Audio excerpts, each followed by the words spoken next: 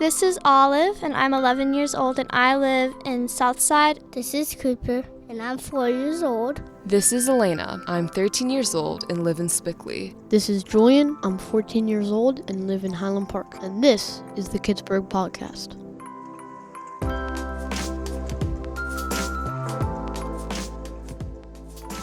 Hi, everyone. Thanks for joining us for the Kidsburg Podcast. We're excited to share with you a fascinating interview, plus details on a remarkable museum you might never have visited, and honest answers to questions we've asked teens from the Pittsburgh area. I'm Kidsburg's director, Yu-Ling Chang, and I'm here with my Kidsburg coworkers who are also parents just like me.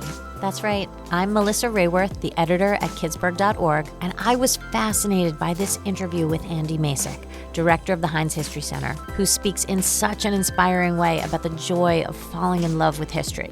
And I'm Christine Sorensen, a Kidsburg producer and KDKA anchor, and I am ready to dive into this episode. So we kick off every episode with a Pittsburgh hidden gem, a really special place in southwestern Pennsylvania that isn't typically on the list of famous spots. Today, we're going to hear about the Heartwood Acres Mansion. So Melissa, tell us about this historic home.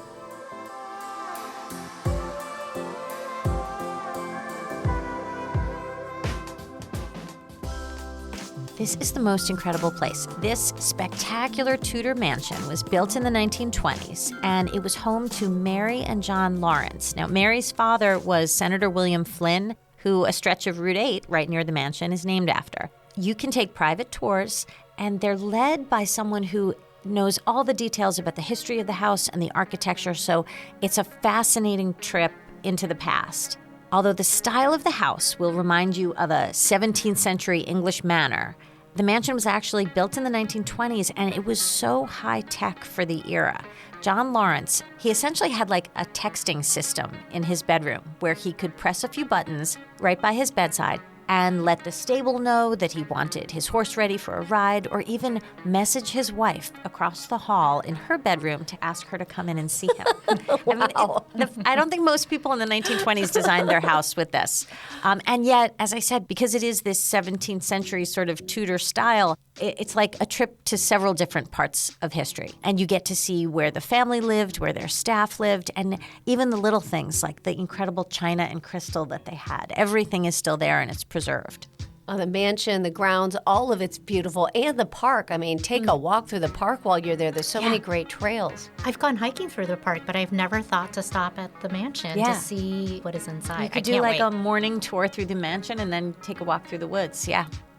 You can find a link to the website for the Heartwood Acres Mansion at kidsburg.org/podcast. And now, stay tuned for our interview with the Heinz History Center's director, Andy Masich. Pittsburgh is Kidsburg. You're listening to the Kidsburg Podcast. The Senator John Heinz History Center is one of Pittsburgh's cultural gems. With roots dating back to 1879, it is one of the oldest cultural institutions and the largest museum in Pennsylvania. Devoted to the history and heritage of Western Pennsylvania, the family of museums include the Heinz History Center, the Western Pennsylvania Sports Museum, Fort Pitt Museum, and the Meadowcroft Rock Shelter and Historic Village. Today, we are so excited to have Andy Masich join us for this Kidsburg podcast. Andy is the president and CEO of the Heinz History Center, adjunct professor at the Carnegie Mellon University, and the author or co-author of numerous books. Andy, welcome. It's good to be here with you. So let's start with, how did you discover your love for history? What inspired this passion for you? I was a kid when I fell in love with history. In the summertime, my family would go to Lake Chautauqua in upstate New York, and my grandparents had an old Victorian house right on the lake, and I would go exploring up in the attic of that old house, and nobody went up there. There were bats up there, and so everyone was afraid to go out in the attic, and I found an old trunk, and in the trunk was a cigar box. And in the cigar box, and this must have been my grandfather's trunk, I found old marbles, penknives, and a Civil War bullet. And I took it downstairs and showed it to my grandmother and said, "What is this?" And she said, "I don't know. Grandpa was in World War I, and maybe it's from there." Well, that didn't ring true to me. So I studied as I could, and then I wrote a letter to the Smithsonian Institution. It was on blue-lined notebook paper with holes in it. Your parents will remember this. And I drew a picture of the bullet. And to their credit, one of those curators at the Smithsonian wrote back to me. And he said, "What you have there, son, is a Civil War mini ball. It was invented by Captain Manet of the French Army in 1849, and it revolutionized warfare and made old muskets much more dangerous than they had ever been before. And that's why the Civil War was the deadliest war in American history." Well, I was fascinated with this, and I started reading about the Civil War, and I started collecting Civil War bullets, and I displayed them in my boyhood bedroom. And then I started making papier-mâché hats and wooden swords, and I built the Monitor and the Merrimack, the ironclad ships during the Civil War, out of popsicle sticks. And I had labels on everything. My boyhood bedroom was a museum. I love that. So what brought you to Pittsburgh? As we have it, the Heinz History Center was only half built when you got here? It's true. In 1998, when I arrived with my family, we moved from Denver, Colorado, and they had just renovated the old Chautauqua Lake Ice Company warehouse on Smallman Street in the Strip District. And there was one exhibit in there, and I realized that Pittsburghers really loved their history. They love knowing more about their neighborhoods and their family traditions because in Pittsburgh, people have lived here for generations. So I worked with the people of Pittsburgh to develop exhibits that were meaningful to them for kids and their families and grandparents. So our philosophy is that we want kids and adults to have a meaningful experience in the same space at the same time. So if there's an exhibit about George Washington and the colonial era in Pittsburgh, well, there are touchable things for kids, and there are artifacts and artwork and labels for parents, but it's all in the same space so they can have a family experience. So what are some of the exhibits that families can explore together? One of my favorites is about young George Washington coming to Pittsburgh in 1753. He was 21 years old. He was 6 feet 2.5 inches tall, red-haired. A lot of people don't know he had red or auburn-colored hair. And he, started a world war while he was here. He didn't do it on purpose, but the French and Indian War happened in the 1750s. Well, in the exhibit we have about this, there's a bastion kind of like, which is a fort, and it's like Fort Pitt. And the kids can go into the bastion and flip things and touch things and spin things and make things while their parents are looking at the actual cannonballs and lifelike figures. We recognize that we're the People Museum. We know that there's a bird museum and there's a plant museum and there's a dinosaur museum, but we're the museum that's all about people. And in fact, sometimes we have programs with kids where they can sleep over at the History Center, and at a certain time, those figures step off of their pedestals and come to life. and Rosie the Riveter can help you, MacGyver your way out of some predicament. And George Washington, well, he's lost his teeth, and the kids help him find them. And then George Westinghouse usually shows up after about an hour because the lights dim down during this search. We say the power grid is down. You can't take the elevators.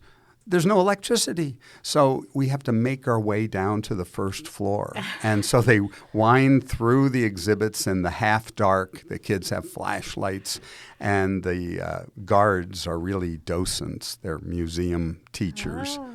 And when they get to the first floor, George Westinghouse figures out where the fuse box is, and he pulls a big switch, and the lights come back on, and the docents say, oh, never mind. And they go and watch a film, Night at the Museum, and have a sleepover. Oh, that sounds fun. Christine, don't you want to go do this? I mean, I know Absolutely. it's for kids. But So much fun. I was lucky enough to grow up with a dad who loved history and shared that love with us. He majored in American history, took us to all these historic places. But I'm having a harder time getting my own kids to appreciate history and to really get excited about it and understand why it's so important. What advice do you have for parents? Well, reading to your kids is really important, and at some point they're going to read to themselves. So finding the right reading material that will inspire them to want to know more and to actually go to the places where history happened. I know when I was a kid, I read about the Battle of Gettysburg, and I so wanted to go, and it was life-changing for me to actually see the ground, the places where Pickett charged, or Little Round Top, where heroes from 1863 saved the country, and to see those cannons still in place and be able to touch them. I think there's something about touching, smelling, hearing, using all of your senses when you go to an historic site that's really powerful. It helps us remember things. The more senses you can involve, the better.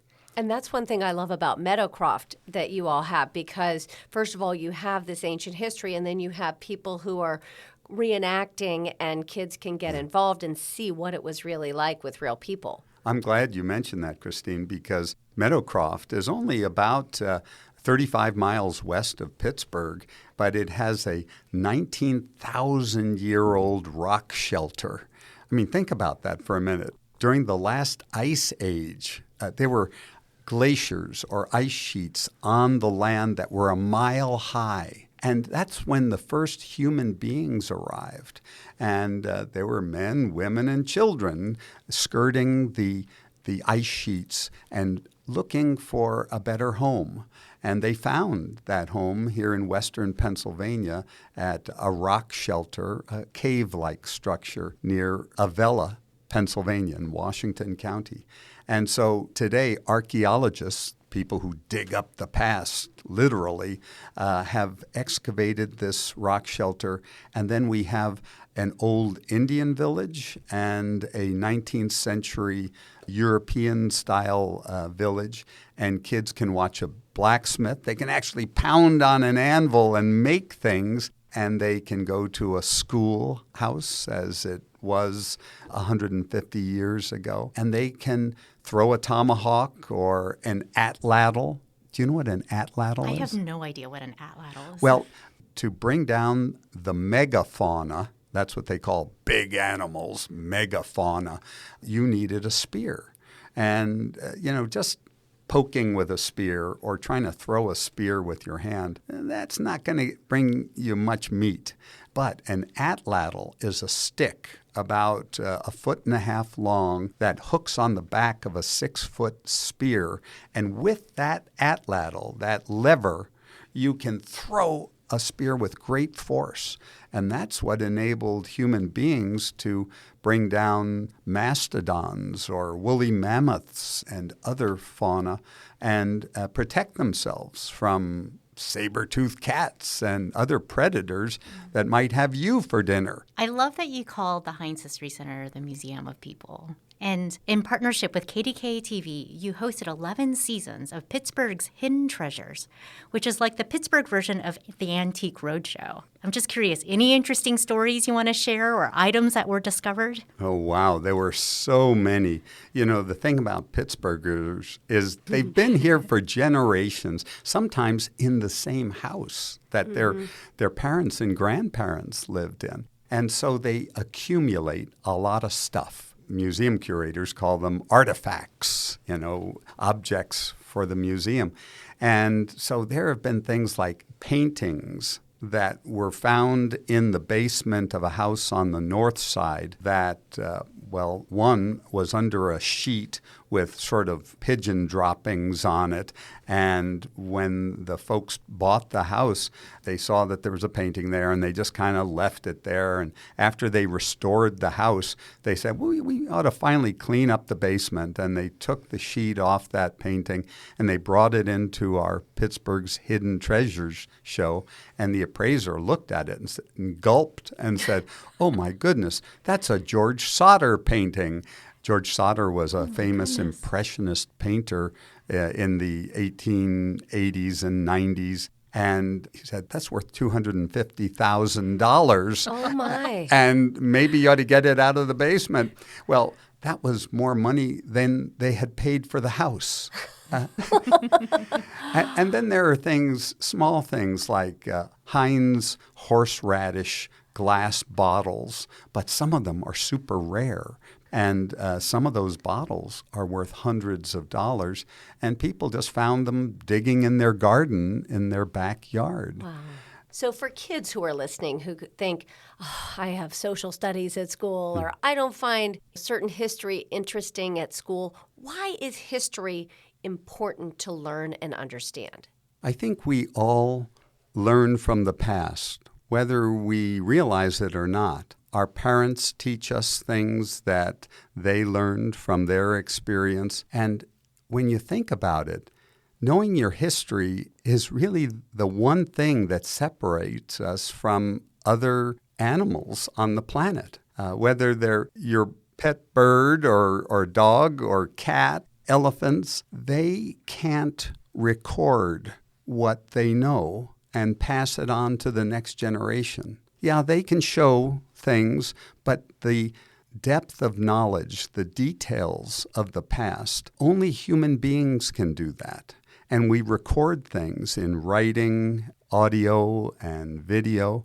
And so what we do with history is we build on the knowledge or the lessons of past generations. We are no smarter than the people who followed those saber-toothed cats and mastodons 20,000 years ago here in western Pennsylvania. Our brains are just about the same. Our bodies are very much the same. The one thing we have is history. That is, we build on the knowledge of past generations. So for me, that's a great reason to know your history. You can make better decisions in the present and plans for the future. Thank you so much for sharing your time and stories with us.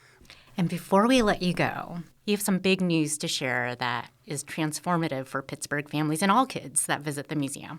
It's very exciting for us. It's been a dream of ours for a long time that we would like kids to come to the History Center for free. We don't want there to be any obstacles to kids learning about history and civics, what it means to be an American. So we recently received a gift from the Caymans that will enable us to offer free admission for kids forever. Beginning in September, you can come, whether it's with a family group or a school group, and if you're 17 or under, you get free admission to the History Center.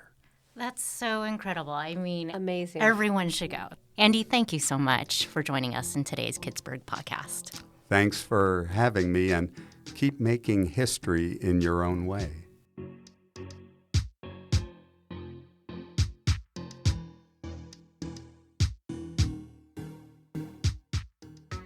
I loved his energy and his enthusiasm. It is amazing when someone authentically loves something, because the minute you start hearing them talk, you get as excited as they are. One thing that struck me was that as a kid, when he found this Civil War bullet that he mentions, he thought to start exploring, and he reached out to the Smithsonian, which most kids wouldn't think to do. I think especially in previous generations. Today, it's easier than ever for kids to find information and to reach out to organizations, and I think that's such a wonderful thing for parents to encourage. And I love displaying artifacts from my family's history. Like I have a captain's hat from when my grandfather was in World War II that's sitting out. Wow. And I have some ceramics from Germany where my mom's family was originally from. And I think those kinds of things do spark conversations. You know, you don't have to dig through the attic. Have them right out where you can start talking about family history. And in addition to that, I loved how you mentioned to read to your kids and then to go visit the place. I mean, there's a lot of hidden treasures around Pittsburgh, but the example he gave of Gettysburg, I remember reading the book. And then when I went, I was like, wow, this place is a lot bigger than I had imagined just standing there. Yeah, and I love that he said when you go to a place like that, because you're using all of your senses, you're going to remember things in a different way. At Kidsburg, we have a lot of road trip guides to places like Lancaster and Washington, D.C., and so many places in our region where you can go and experience things. It makes it so much more interesting and relatable for kids when they see it in the flesh firsthand and can really experience it. And I love the details he shared about the Heinz History Center. I did not realize that there are even exhibits in the stairwells. And if you walk instead of taking the elevator, it's sort of an extra little bit of a treat. Find a link to the Heinz History Center at kidsburg.org/podcast. And as Andy mentioned, it's exciting to know that the Heinz History Center will be free for kids starting on September 1st. You can check out our events guides and calendar to hear about all the cool things happening at the History Center. And in a moment, we'll hear from local teens about the ways that they feel connected to history. You're listening to the Kidsburg Podcast. Pittsburgh is Kidsburg.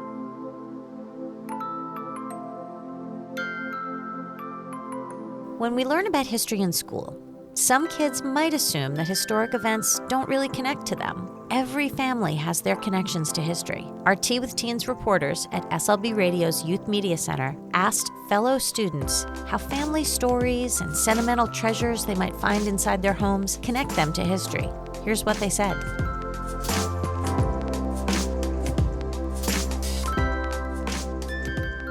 My grandfather used to work as a bank teller in 1940 or something, and there was a bank robbery. He doesn't talk about it much, but supposedly he had stopped the bank robbery by fighting the bank robbers. When I was younger, my grandparents had this plate I thought was really cool. It was like white porcelain with like blue paint on it, and it was old Japanese style, and there were these two birds on it, and my grandma told me the story of it. This is basically like a Japanese Romeo and Juliet. Like there was this couple that really wanted to be together, but neither of their families liked each other, and so they went to the local witch. So she did help them by turning them both into birds, and then they like flew away and were happy. I went thrifting this weekend, and I realized this like porcelain plate is actually a mass-produced plate from Japan. My dad always likes to tell me how when he came here from India, I came here with $200 in my pocket, and I made like a good name for myself and a reputation for myself. So I guess that's something that like inspires me to like be like successful in life. My 7th grade social studies teacher, she got me like into history. So some of the things I did in that class that made me think, wow, it's awesome. The reenactments that we did, we would go into like the auditorium and she would make like props and she would like act it out in a really interesting way. She wouldn't let the textbooks tell her how to teach. She like used her own words because she said she's a historian. She really likes learning and helping the other kids learn. Hi, my name is Sam. I'm 13 and I live in the north side. I'm Lila. I'm 19, and I'm from Shady Side. I'm Ira. I'm 13, and I live near Fox Chapel. My name is Laura. I am 13 years old. I live Cannonsburg. This episode has me so excited about history and inspired about how a discovery in childhood led to such an incredible career for Andy Masich. We've got plenty more inspiration and ideas coming in the next Kidsburg podcast episode. This is Rocco. I'm in 7th grade and homeschooled, and this is the Kidsburg Podcast. On the next Kidsburg Podcast, we talk with meteorologist Ray Petlin about how he predicts the weather and how he found a career he truly loves.